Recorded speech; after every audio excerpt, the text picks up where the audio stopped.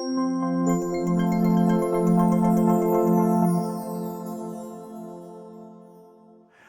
and welcome. This is Nolan with Discover NC Homes and Nolan's News.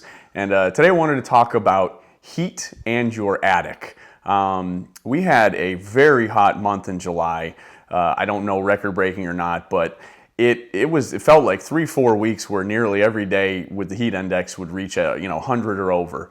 And this is really quite a bit on your attic, and especially if you have a main mechanical system up there, heating and cooling unit. So I actually learned a lot because I had 3 home inspections for buyers during this month, and a concern came up in all 3 inspections about the heat of the attic. And really neat, one of the home inspectors kind of showed me how he does this. He has an infrared reading, and on his camera, he showed me that towards some of the vents, it was about 170 degrees in that attic. And that is just going to really put a lot of wear and tear on a heating unit that's sitting up there trying to heat and cool your house. So few just key things, okay? A lot of our ventilation down here is what's called ridge vent ventilation. So it's up on the peak of your roof, and it's actually a vent that runs this way, and it just works by the natural convection. So heat rises. So as that heat rises, it's escaping through the vent, and it's pulling cooler air in through soffit.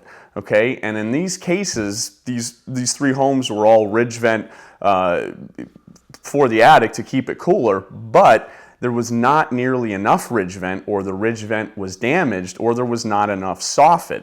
So I got a pretty quick crash course, and I don't know the calculations in this, but we have a number of vendors who actually got turned on to by a specific home inspector, how to calculate and make sure that you either have enough of this ridge vent and soffit, or it's not damaged, to adequately cool the attic. Because the hot attic in itself it's not a terrible thing, but if you have mechanicals up there, it's also harder to keep the home heated and cooled, especially if it's overworking your unit. So I'll put a few links down here to some of the companies, but just really kind of interesting. We don't think much about our attics other than I think storage, and we know we can't store candles or something like that up there, but pretty interesting, and never had this happen before, but I think with this extreme heat, again, came up 3 times in July. So check out the links below, and if you have any questions, please let us know.